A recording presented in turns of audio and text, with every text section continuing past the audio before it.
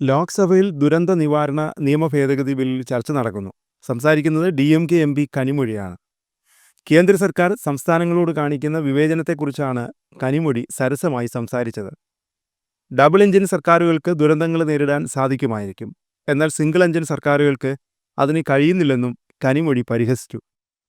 തുടർന്ന് കേരളത്തെക്കുറിച്ചും പരാമർശം വന്നു. ഈ സമയം കേരളത്തിൽ നിന്നുള്ള MPയും കേന്ദ്ര സഹമന്ത്രിയുമായ സുരേഷ് ഗോപി ഒരു പ്രത്യേക ആക്ഷൻ കാണിച്ചു. ഇതോടെ നല്ല ചുട്ട മറുപടി തന്നെ കനിമൊഴി നൽകി. കേന്ദ്രത്തോട് സഹായം ചോദിക്കുമ്പോൾ സംസ്ഥാനങ്ങളോട് കേന്ദ്രം ഇങ്ങനെ കൈമലർത്തി കാണിക്കുകയാണ് ചെയ്യുന്നതെന്നാണ് Thoothukudi MP പരിഹസിച്ചത്. This bill needs more deliberations, more debate and discussion before it's brought to this house. When you look at it now, it has more omissions and commissions than what is actually going to benefit this country. Climate change has increased the risk of natural disasters, increase in global surface temperatures, leading to more powerful storms, droughts, aridification, huge wildfires, sea erosion, leading to loss of lives, livelihood, and displacement. The effect of climate change is just not something we seem to be realizing, because all over the world, the floods, the fires, the droughts are unprecedented. Countries have never seen something like this happening. And in India, practically every day, we see a state flooded, affected, landslides.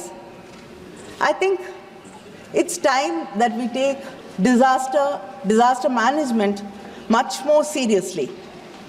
There's no harm in hoping for the best, as long as you are prepared for the worst. We can never take anything for sure in this world, except for, of course, Honorable Member Nishikant Dubey's 0 hours, which I don't think anything else can be taken as a sure thing. And every time there is a cyclone, the union government proudly proclaims that you want the states. But sadly, the radars you have are not powerful enough to predict the storm in advance, giving us adequate warning. Your information is more like astrological predictions and not modern weather forecasts. Only when the storm is within 150 kilometers, you are able to give any clear information or indication about the storm.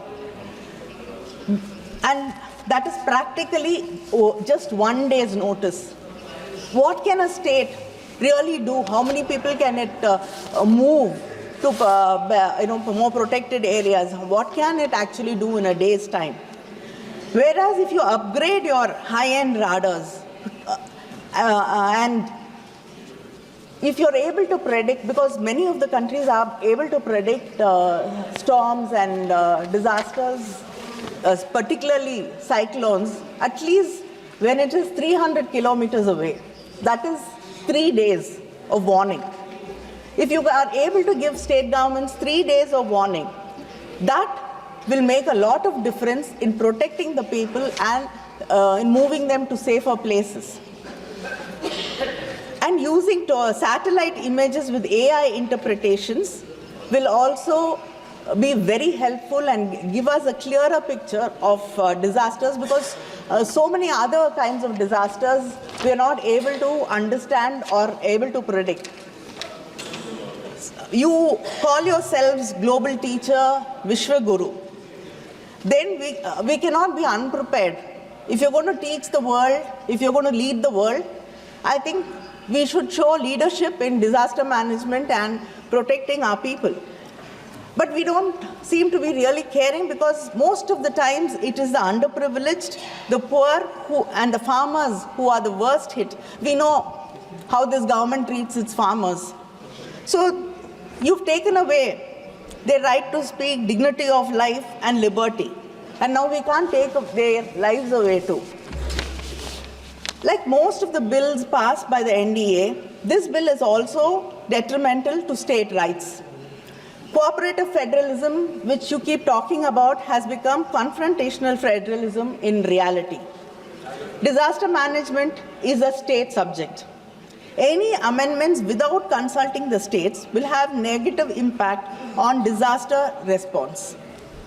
Para 6.1 has proposed including technical guidance to state governments and the authorities. Does it mean that the state will be bound by the advice of the union?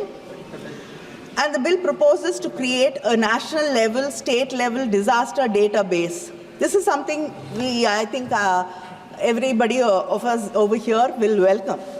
But will that study really be a in-detail study of all the terrains, all the villages, all the cities, all the states, districts, all the landscape, the terrains, and it has to include if Tamrabarani breaches, you should be able to understand through the data which are the areas which will get affected, which are the settlements which will get affected.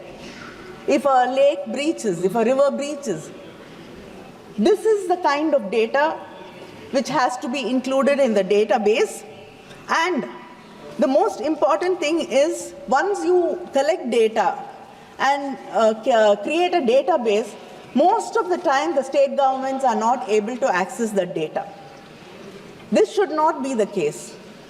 Because we're playing with lives, it should be easily accessible to the state governments also. And we have to understand that sea erosion, and we have a very long coast, and every coastal city and village has the problem of sea erosion. Coastal areas are getting eroded, and also there are predictions that many of the cities in this country will be submerged. Many parts of the cities will be submerged underwater. So we have to take this into consideration and plan ahead to keep our people safe. Section 8B, a new insertion in the bill, talks about a high-level committee. This will act as a nodal body to decide whether the disaster is a serious major disaster or not. I am worried that because this committee does not have powers on its own, it will be completely under the government. So when it is under the government and it has to decide according to the government, maybe only serious disasters will only happen in double-engine states, where the single engines will be left to fend for themselves. The bill fails to ensure disaster relief as a justiciable right. Tamil Nadu has had to go to the Supreme Court for aid after it was affected very badly by the cyclone Migzam. 37,000 crores which it wanted to rebuild the lives of the people, the thousands and thousands of people, the houses we lost, the farmlands we lost, to rebuild their lives. Our Chief Minister asked the Union government and the Prime Minister for aid to help these people in distress. But we did not get a single rupee from the Union government. And today, we are forced to go to the Supreme Court. Wayanad has, it was such a bad disaster in front of our eyes. But they have not got any help. So why is it that a state government has to be forced to go to Supreme Court every time there is an issue, every time there's a problem, every time we need help? We have to approach the court to get justice for us. And the state had to argue that the center's inaction violates citizen rights to equality and life with dignity under Article 14 and 21 of the Constitution. You want to constitute a separate urban disaster management authority for state capitals and municipal corporations. What is the point in it? Creation of multiple authorities without clear demarcation of powers leads to a lot of confusion, bureaucratic inefficiency, and that is all. Already we have different departments handling with different calamities. The Center for Seismology and Meteorological Department handle earthquakes. Mining disasters by Department of the Mines. This actually only leads to delays, and it starts a blame game among the departments. It is high time we need one department, one agency, and maybe it's time for the government to think of one particular ministry, separate ministry for disaster management to take care of the number of disasters which are happening practically every second day in this country. For example, the West Bengal Chief Minister, Madam Mamata Banerjee, has said the floods in South Bengal 2023 was caused by deliberate mismanagement of the DVC. They release water without consulting us, and now people are suffering. So this is what happens when you have various multiple agencies without any clear demarcations, and too many people will not be able to deliver anything. In section 44A, you said you will constitute a state disaster response force for specialized responses. But there is no mention about who will be funding for this mechanism. There is a proverb in Tamil. ஆத்துக்குள்ள நின்னு அரோகரான்னு சொன்னாலும் சோத்துக்குள்ள தான் இருக்கான் Chokkanathan.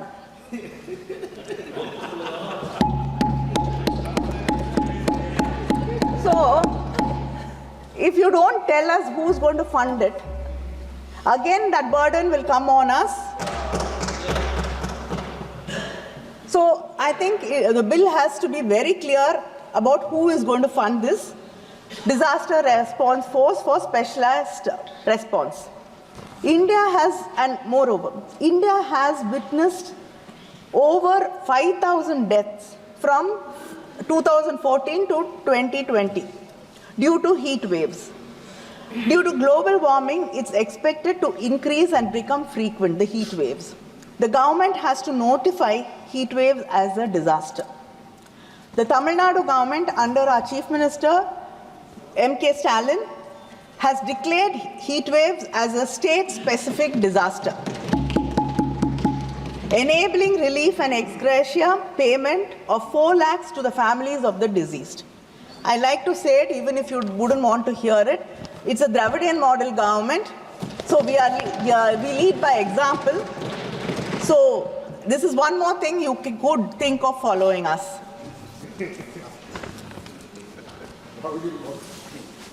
Allocation of funds under the SDRF. Its 30% weightage is given to population and the area. This puts states like Tamil Nadu, which has controlled population, at a very big disadvantage. You're giving 30% weightage for the funds to be released to us. It puts us at a disadvantage. It is like you're punishing us for making sure that our population is under control. இது நல்ல படிச்சு நல்ல mark வாங்குற பிள்ளைய கொண்டு போய் கிளாஸை விட்டு வெளியில நீ இல்ல அப்படின்னு சொல்ற மாதிரி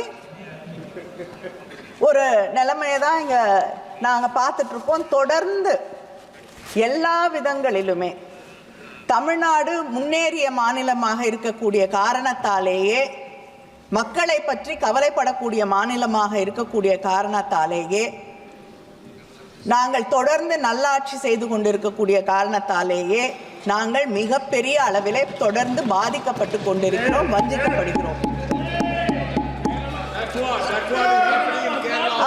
கேரளாவும் எங்க பக்கத்துல இருக்கக்கூடிய கேரளாவும் அதே பிரச்சனை தான்.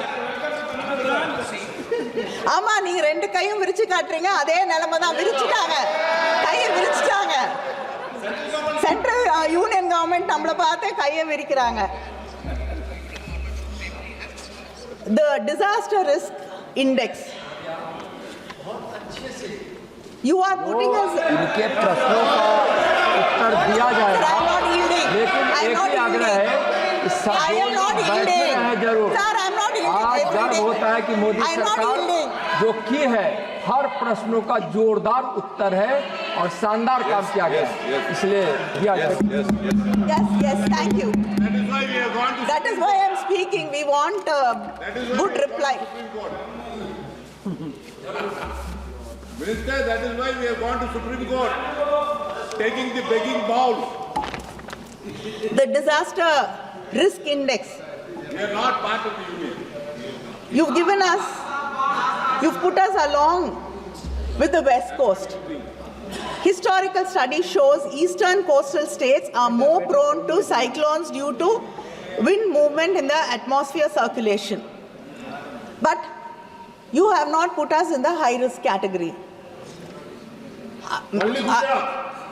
So, please, to be fair, you have to put Tamil Nadu in the high risk category along with Andhra, because we are faced with frequent cyclones and storms, and it's increasing. Now, I'd like to, the minister, I hope he has a reply for this particularly, because I like to read some numbers out. We do not deny the fact that when there is a storm or a माननीय सदस्य disaster, complete करिए please, समय पूरा हो गया। Complete करिए, only speaker. Complete करिए। Speaker, madam. Yeah, a few minutes.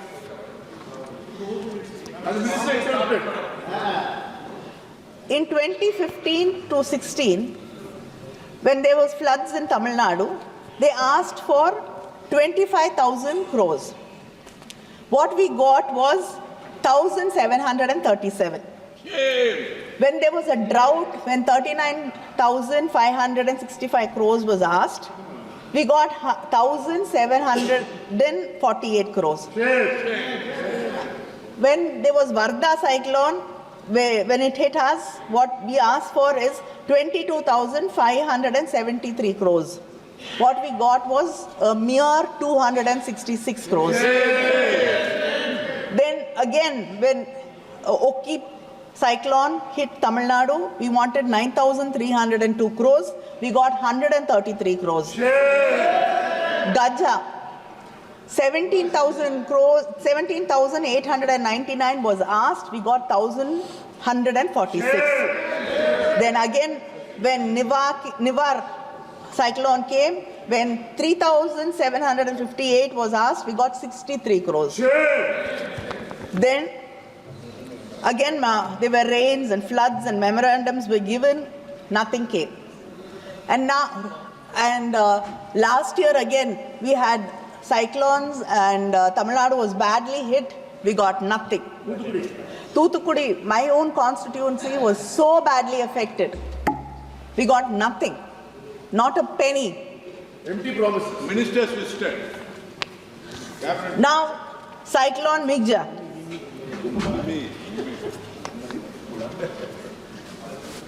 Around 37,000 crores was asked, we got nothing.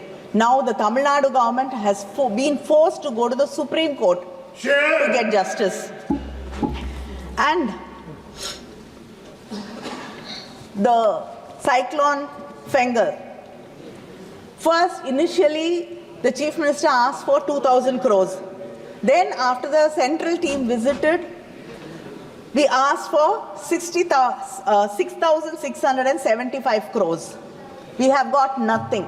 But then the central government announced that the union government Please, announced Sir, that it got please complete. 2 minutes. Announced 2 minutes. I'm finishing.